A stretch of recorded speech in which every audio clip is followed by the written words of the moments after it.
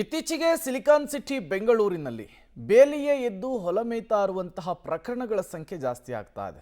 ಅದರಲ್ಲೂ ಕೂಡ ಈ ಕಾನ್ಸ್ಟೇಬಲ್ಗಳ ಹಾವಳಿಯಂತೂ ವಿಪರೀತವಾಗ್ತಾ ಇದೆ. ಹೌದು, ಬೆಂಗಳೂರಿನಲ್ಲಿರುವಂತಹ ಬಹುತೇಕ ಪೊಲೀಸ್ ಕಾನ್ಸ್ಟೇಬಲ್ಗಳು ಖುಲ್ಲಂ ಖುಲ್ಲಾ ವಸೂಲಿಗಿಳಿದ್ಬಿಟ್ಟಿದ್ದಾರೆ.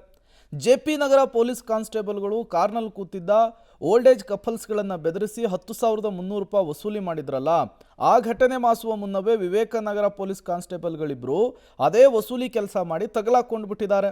ಮಾದಕ ವ್ಯಸನಿಯೊಬ್ಬನ ಬಳಿ ಇಬ್ಬರು ವಿವೇಕನಗರ ಪೊಲೀಸರು ಲಕ್ಷ ಲಕ್ಷ ಹಣವನ್ನು ಪೀಕಿದ್ದಾರೆ. ವಸೂಲಿ ಮಾಡಿದಂತಹ ಹಣ ಸಾಕಾಗೋದಿಲ್ಲ ಅಂಥೇಳಿ ಮತ್ತೆ ಮದ್ಯವ್ಯಸನಿಯ ಬಳಿ ಹಣಕ್ಕೆ ಡಿಮ್ಯಾಂಡ್ ಇಟ್ಟಿದ್ದಾರಂತೆ. ಮದ್ಯವ್ಯಸನಿಯ ಮನೆಗೆ ಹೋಗಿ ಹಣ ತರೋದಾಗಿ ಹೇಳಿ ಮನೆಯಿಂದ ನೇರವಾಗಿ ಕೋರಮಂಗಲ ಪೊಲೀಸ್ ಠಾಣೆಗೆ ಹೋಗಿ ದೂರು ಕೊಟ್ಟುಬಿಟ್ಟಿದ್ದಾರೆ. ಆತನ ದೂರಿನ ಆಧಾರದ ಮೇಲೆ ಆಗ್ನೇಯ ವಿಭಾಗದ ಡಿಸಿಪಿ ಸಾರಾ ಫಾತಿಮಾ ನೇತೃತ್ವದಲ್ಲಿ ತನಿಖೆಗೆ ಕಮಿಷನರ್ ಸೀಮಂತ್ ಕುಮಾರ್ ಸಿಂಗ್ ಆದೇಶ ಹೊರಡಿಸಿದ್ದಾರೆ. ವಿವೇಕನಗರದ ಕಾನ್ಸ್ಟೇಬಲ್ಗಳ ಪಾತ್ರದ ಬಗ್ಗೆ ತನಿಖೆ ಮಾಡಿ ವರದಿ ಕೊಡುವುದಕ್ಕೆ ಸೂಚನೆಯನ್ನು ಕೊಟ್ಟಿದ್ದಾರೆ.